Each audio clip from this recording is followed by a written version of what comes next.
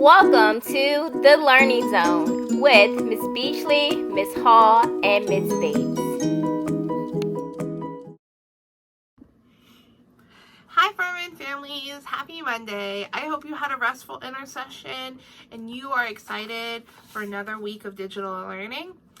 So I wanted to hop on really quickly. This video is going to look a little different just for the beginning because I really wanted to take a few moments to be intentional and explain how you should be using the packet for reading. And if you watch nothing else this week, I don't recommend that because all the videos that we're posting for math, reading, and writing are to help you complete the work in the packet. But I want you to understand how to use the packet, and I'm going to use this word intentional a lot because I feel like if you use the packet well, you can really make the most of your e-learning or digital or remote learning experience. So in the packet, I wanted to start with this paper. This is your weekly outline. This should not look unfamiliar to you because it is in every week of your packet and it looks almost exactly the same. So I outline everything that you should be completing for reading this week right here on this page. You could go through and take a marker and check off everything as you do it. But if you're following along in the videos, I make sure to cover everything on this paper throughout the week in my videos. We also have included in your packet this paper right here, which is a really great resource for you to know what vocabulary words we're focusing on this week, what skills and strategies we're doing, and those phonics and those spelling words. Those phonics and spelling words are especially important when you use this paper, which should look unfamiliar to no one as it is the paper that we used for homework for much of the school year. And it is the paper that we're continuing to use. This is a menu of different activities that you can complete during your remote learning time to practice with those phonics words. Now on this menu, I should see students completing not one, not two, not three, but 4 assignments every week.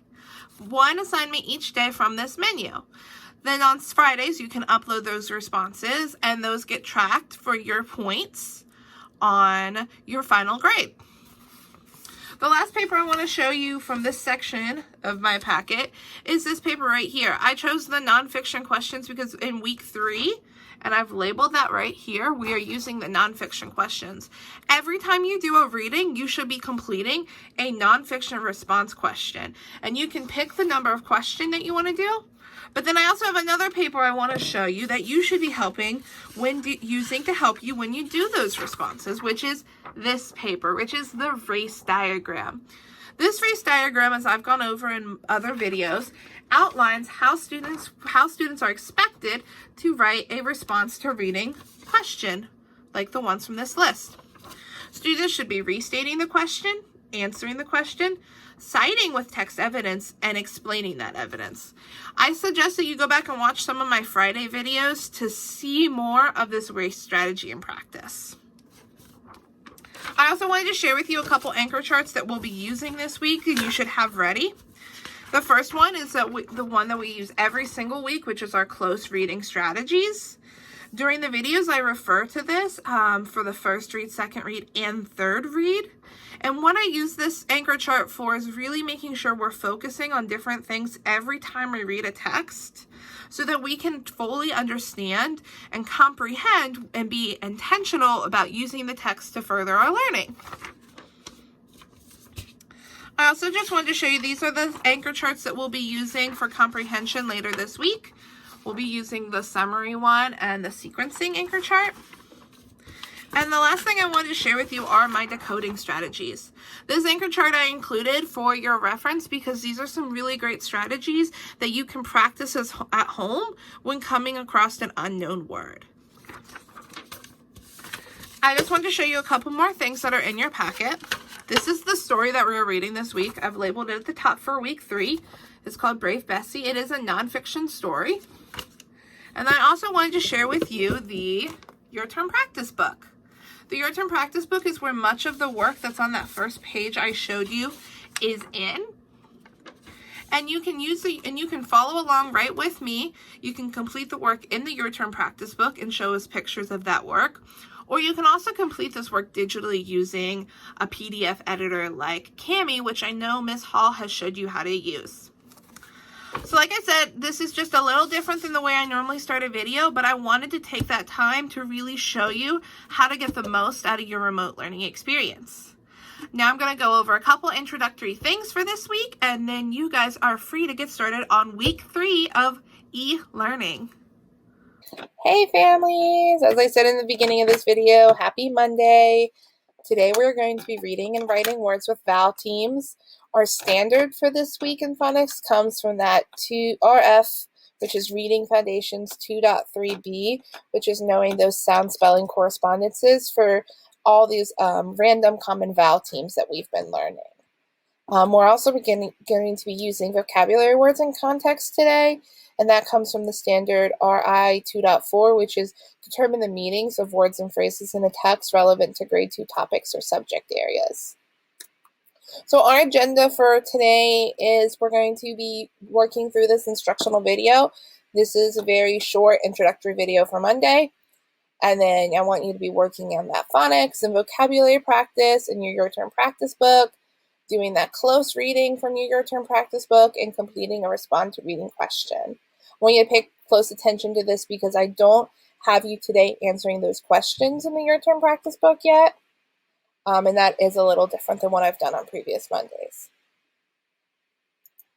So this is our vocabulary for this week.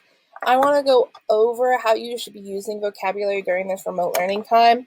I showed you where you can find the vocabulary words in your packet, but these words are also available to you on the Digital Wonders resource.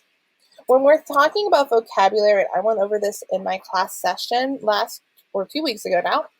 I went over this in my class session. We want to be thinking about what those words mean to us in the context of the story, and I shared with you a strategy during the Thursday video from week 2 on how you can make sure you really understand those words in context. This would be a great video to go back and look at.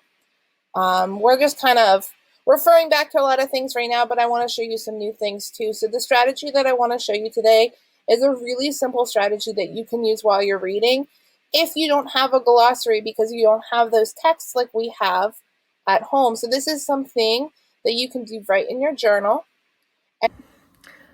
Now, if you're making a glossary in your journal, which I recommend as a strategy to use when coming across unfamiliar words while reading, the way I would recommend setting up your glossary is you can split your paper into 4 columns, and you can have the word, the context the word was in, the picture, so you would make a picture, and the definition. So I've already done an example here. I've chosen the word succeed, and I found this word in the story as I was reading Brave Bessie, which you're going to be reading this week. And it said that Bessie was determined to succeed. So I'm thinking about the context of that word and how it was used. And I know that I was reading a story about a girl who was going through some hard times. And I think about where I've heard the word succeed before, and succeed sounds like the word success. So my image for succeed that I'm going to draw is I'm going to draw a first place ribbon. Because I think that if you're succeeding, you can be successful. Now I have to find a definition, and finding a definition can be really challenging when we don't have a lot of resources. One place that you can look for definitions of words is this piece of paper that I've included in your packet because the definitions for all of our vocabulary words are on it.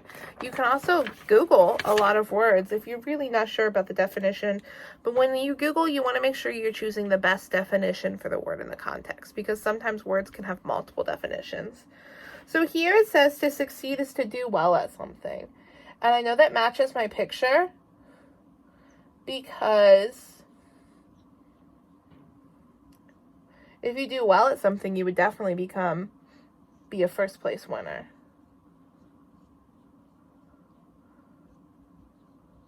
So this is just a simple strategy that you can use when coming across unfamiliar words in your text. So this week we are going to be looking at the oo sound, like in the word spoon. And the oo sound can be spelled a lot of different ways, so it's important that you pay attention in this video and see all of the different ways to spell that oo sound. And a lot of those spelling correspondences are ones that you've already seen make different sounds in the English language. I think this is one of the most confusing things about phonics is two letters can say one sound in one word and say a completely different sound in another word. And this is what we're seeing with a lot of these spelling correspondences that we've been learning during this remote learning time. So we're looking at the oo sound, and the oo sound can be spelled O-O, like in the word spoon. We can also sound that oo sound, U consonant E, which is like in the word tune. This is probably the most familiar ones for us because it's very similar to our CBCE patterns. We can also make the oo sound by just using the letter U, like in the word flu. Nobody's been talking about the flu recently. You can also make the oo sound, like in the word chew, using the letters E-W. And then you can make the oo sound using the letters U-E, like in the word blue. And lastly, you can make the oo sound using the letters U-I, like in the word fruit. That's a lot, isn't it? I'm out of breath just talking about it. So let's look at this sound spelling correspondence chart. So the oo sound can be made using O-O, U consonant E, U, E-W, U-E, or U-I. I think it's important to note where these lines are in some of our words because here it's U consonant E. There's always going to be that consonant in between the U and the E. And here it's all the EW is always going to be at the end of a word. And here you have UI, which is always going to be in the middle of a word. And if you thought we were done there, we're not. This is the crazy thing because oo can often be confused for the sound like in the word book. And that can be spelled two different ways. The first way that we can spell which is O-O, and like in the word book. So those two letters, O-O, can make the oo sound, like in food, or it can make the sound, like in the word book. And this is what you're going to be practicing today in your turn practice book. I want you to really focus in and listen. Are you hearing the sound or the oo sound? And the last sound spelling correspondence we're going to be practicing with this week is O-U, which makes that sound like in should. What should I do? And the only times that O-U are really going to make those sounds that I have been able to find are in the words should, would, and could. Easy-ish. Like I said, today's video is going to be very introductory. So the next steps for you today are you're going to work on pages 221 and 222 in your turn practice book. That's your vocabulary and your phonics practice. You're going to complete your weekly phonics menu assignment using those phonics words in your notebook, or you can complete the digital option.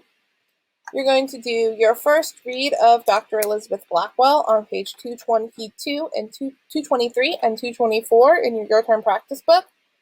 And you're going to be completing a response to reading question of your choice using the nonfiction questions for this week. The questions have changed from previous weeks, so I want you to pay attention to that. And don't forget, as always, to be doing that 15 minutes of iReady reading practice a day and completing any additional practice that you feel you could use on the Wonders digital resource or an ABC Mouse. Have a good one, Furman families!